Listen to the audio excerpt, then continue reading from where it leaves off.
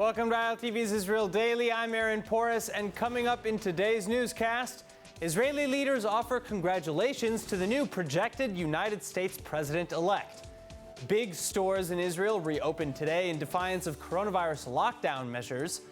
And the future of space exploration is here. Students from Tel Aviv University preparing to launch a Nano Satellite into Earth's orbit.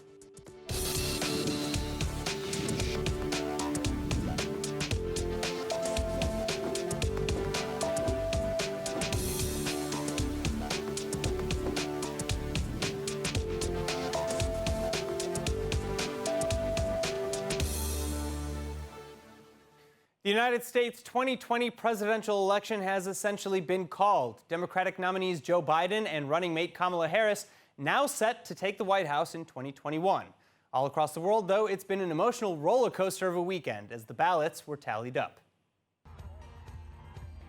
Supporters of the United States' Democratic Party celebrating in the streets as Joe Biden becomes the next projected president-elect, and world leaders likewise congratulating Biden. Israeli Prime Minister Benjamin Netanyahu tweeting that he looks forwards to working with Biden and Harris while thanking President Trump for all that he's done for Israel in the last 4 years. אני רוצה לפתוח בברכות לג'ו ביידן ולקמלה האריס.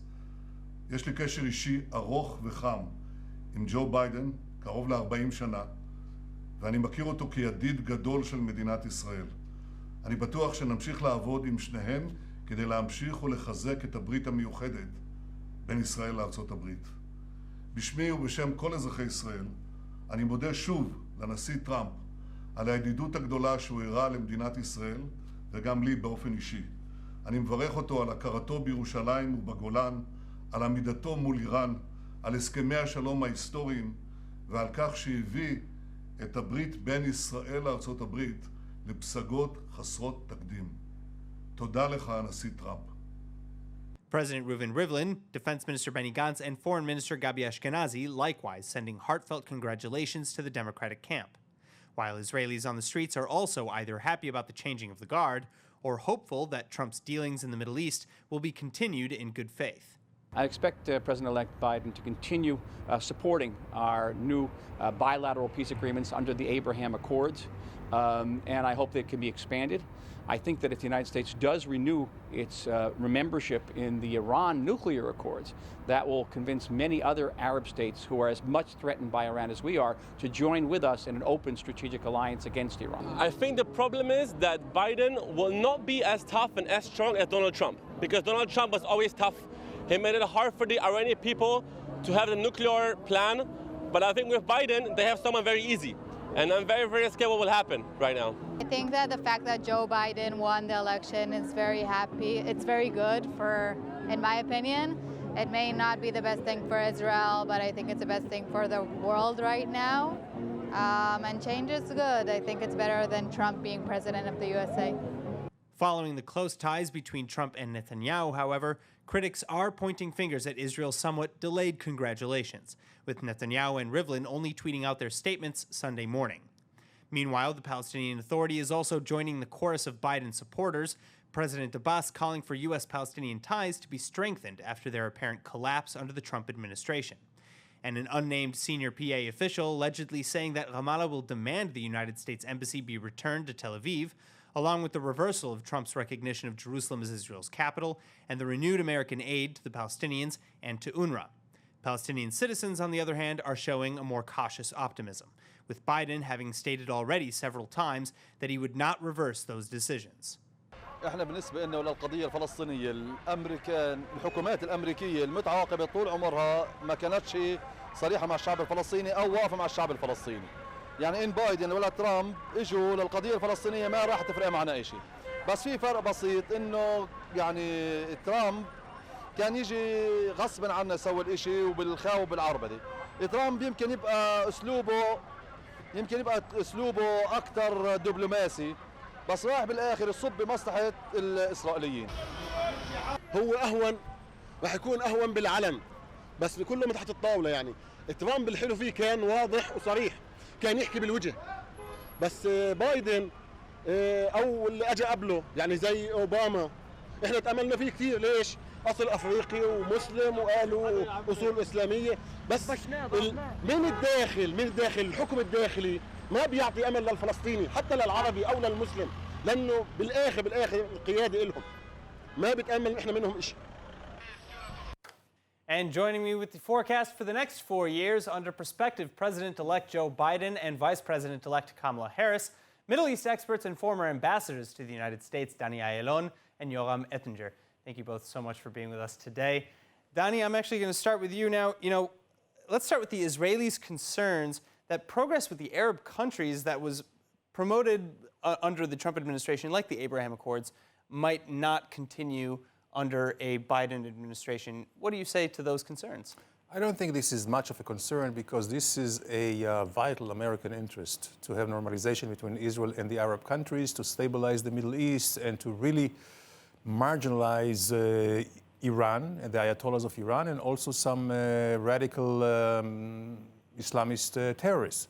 So this probably will continue. Other concerns are how will he handle Iran and the Palestinian issue between Israel, the bilateral relations, Israel and the Palestinians. And here I'm of the opinion that on Iran, quite maybe paradoxically, he may be more effective because he can, I would say, align the European powers to him to push Iran together. Trump, unfortunately, was quite isolated. Well, I think it's interesting that you say that because, Biden has intimated that he wants to get back to the table and negotiate with the Iranians, although the Iranians have stated that they don't really plan to change their approach to the United States, regardless of who is president. Ambassador Ettinger, I want to bring you in. Do you think that Biden then would be as strong on Iran as Trump has been, for example, pulling the trigger on Qasem Soleimani? Well, it seems to me that the most effective base for assessment of the future is the track record of the past. And the track record of President Biden as a vice president, and especially the track record of his top advisors, most notably Antony Blinken, has been a track record of appeasement of the Ayatollahs, more or less a European-like policy towards the Ayatollahs. I hope that President Biden will learn from past mistakes by avoiding rather than repeating them. But I think we have to brace ourselves for reopening of the dialogue between the U.S. and the Ayatollahs, possibly with significant goodies, benefits for the Ayatollahs, which would be a tailwind to Ayatollahs' further terrorism, further subversion, further attempt to topple every single pro-American Arab regime, and quite a disappointment for every single pro-American Arab country in the Middle East. Well, I want to continue, let's move on maybe to the Palestinian Authority, because I know that they are also having very mixed reactions right now with a Biden presidency. Specifically, they're reportedly asking the Biden administration to go back to the policy of the last 30 years to ask for direct negotiations between the Palestinians and the Israelis first, to revoke the recognition of Jerusalem and move the embassy back to Tel Aviv. There are a lot of demands to reinstate all the money for UNRWA and for the Palestinian Authority. Dani Ayalon, do you believe that he will go back to this methodology? Well, to a certain extent. For instance, if we just break down the issues, for instance, Jerusalem, he cannot revoke the decision to recognize Israel as the capital of Jerusalem as the capital of Israel. He can't afford to change it again? No, because it's a legislation by Congress. What Trump did was merely actually following a legislation by Congress. Right, but he couldn't go back to the kind of after the waiver status quo. No, after the waiver was waived, was thrown out by Trump, this is no longer the case.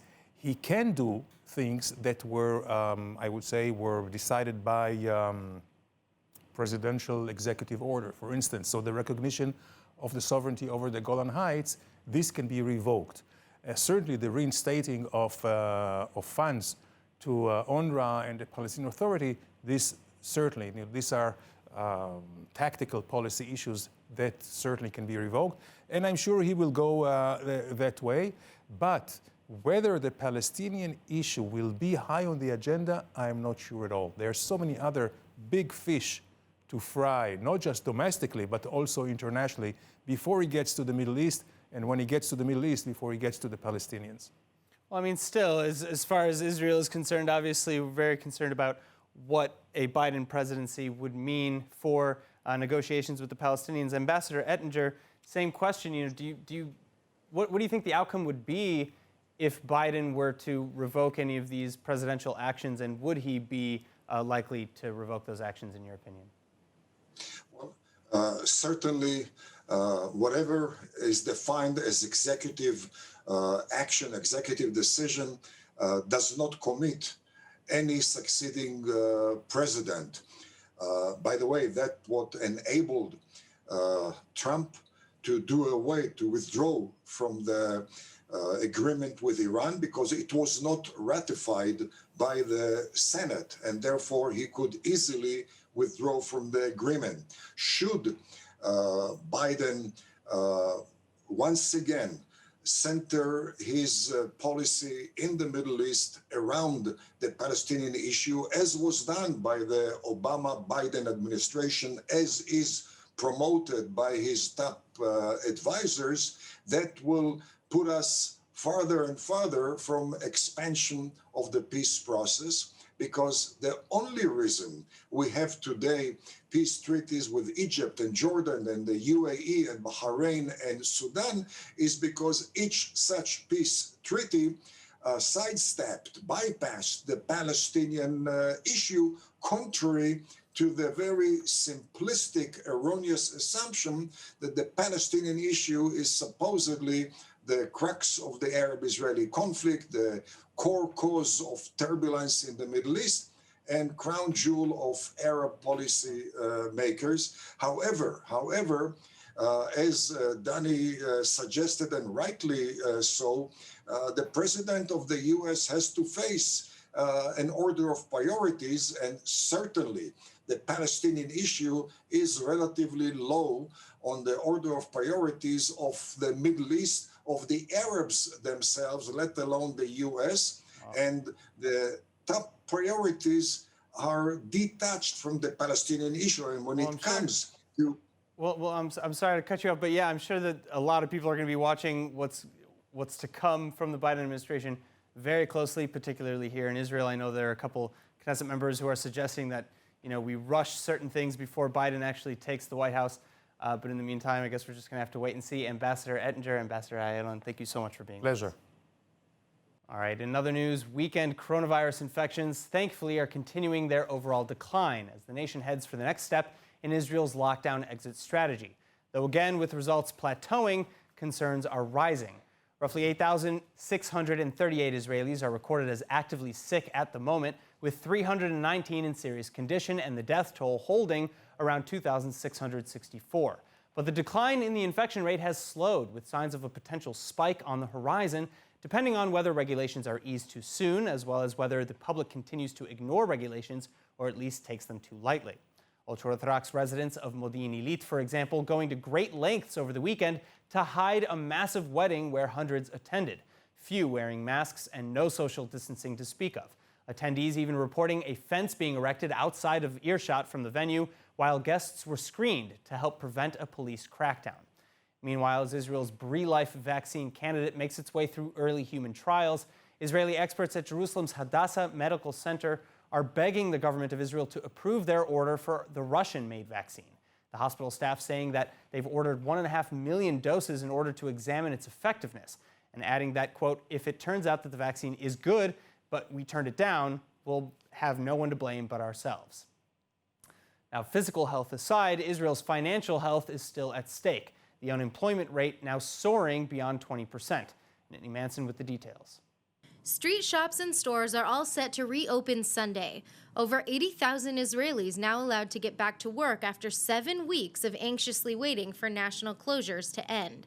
And none too soon, as unemployment figures following the second national lockdown skyrocket to nearly 23%, meaning well over 1 million Israelis are now out of work, with most being either fired or furloughed recently during the pandemic. Still, the joint Prime Minister and Health Ministry announcement to reopen some stores leaves many out of the loop.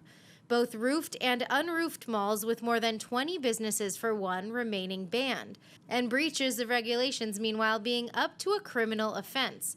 That said, some are still standing defiantly against the recent regulations, with the Big Shopping Centers Group, one of Israel's largest shopping chains, announcing that it will allow its open-air centers to reopen starting Monday, regardless of the law.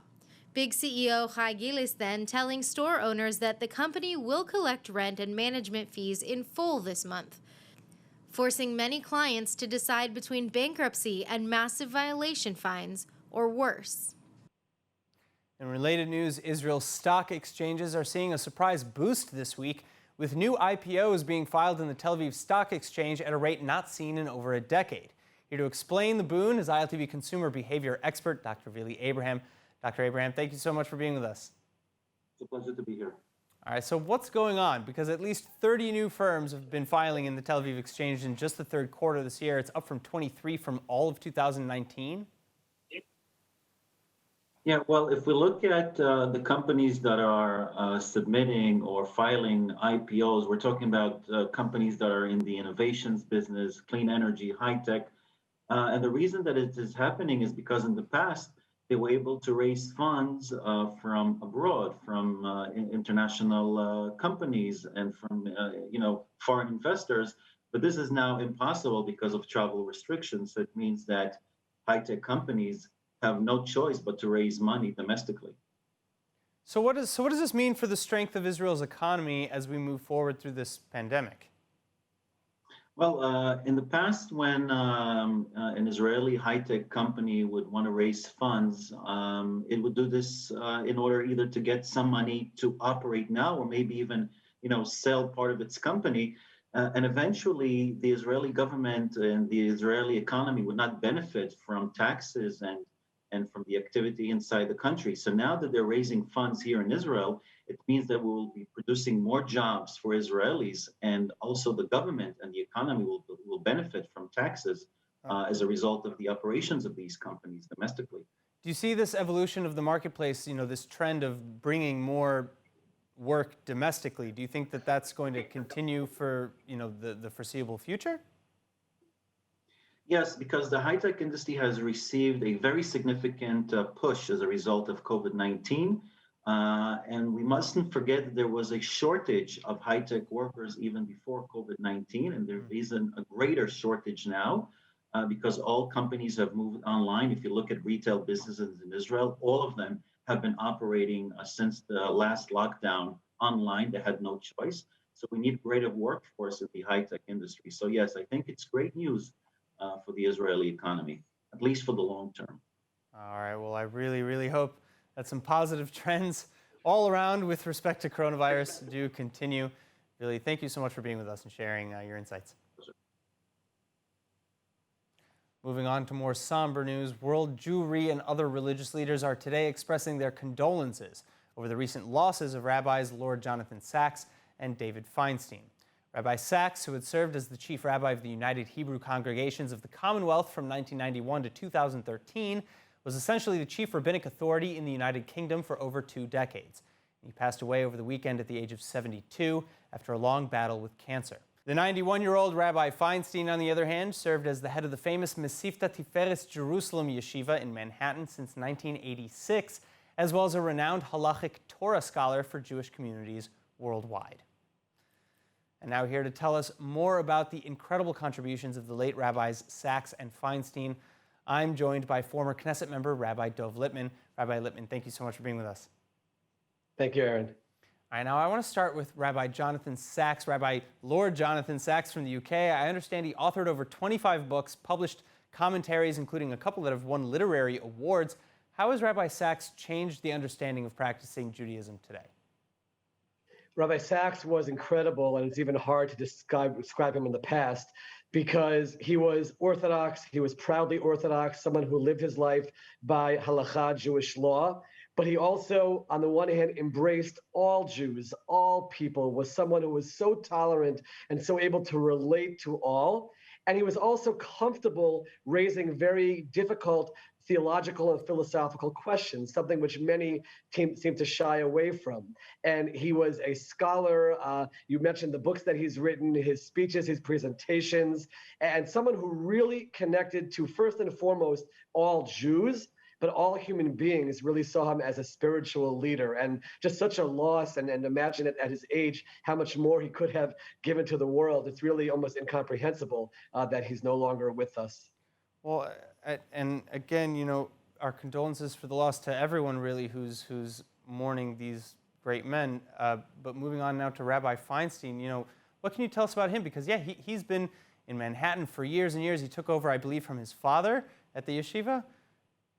Can you tell us more about him? That's correct. Rabbi Feinstein was perhaps the leading halachic teacher of the recent decades, taking over from his father in that role. On the one hand, someone who knew everything when it came to all the Torah subjects, could answer questions from anyone on any subject, but also so simple, so humble. For example, he rejected the typical garb that you see of a Rosh Yeshiva with a long frock and the up hat.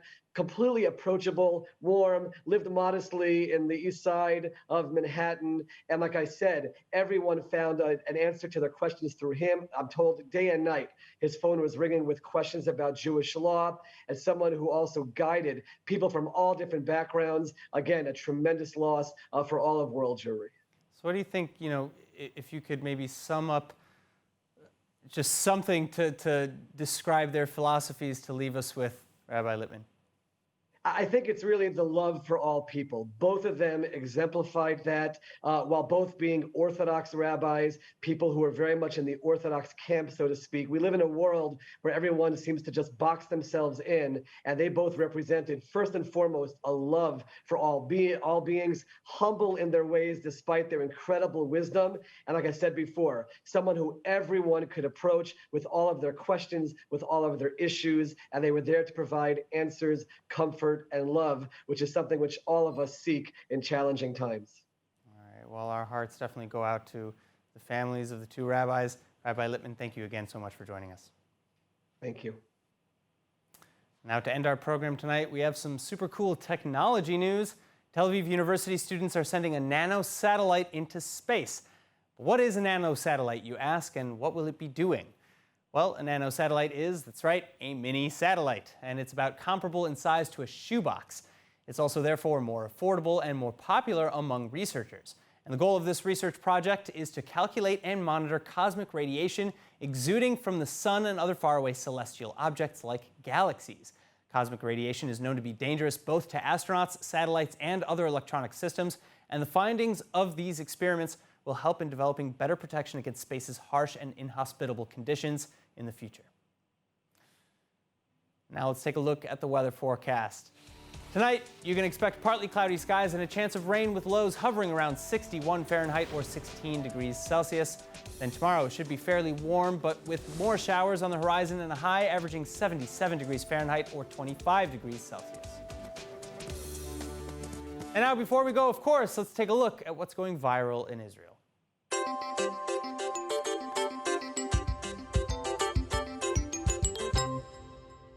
Ice cream for her birthday party.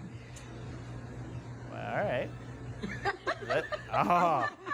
That must be the first taste of ice cream. She had the exact correct response to the first taste of ice cream. That's my response still. All right, that's it for today's news. Today's exchange rate is 3.37 shekels to the American dollar and 2.59 shekels to the Canadian dollar. For more news from ILTV, please like ILTV on Facebook, follow us on Instagram, and subscribe to our YouTube and Roku TV pages. I'm Aaron Porras. Thank you so much for watching.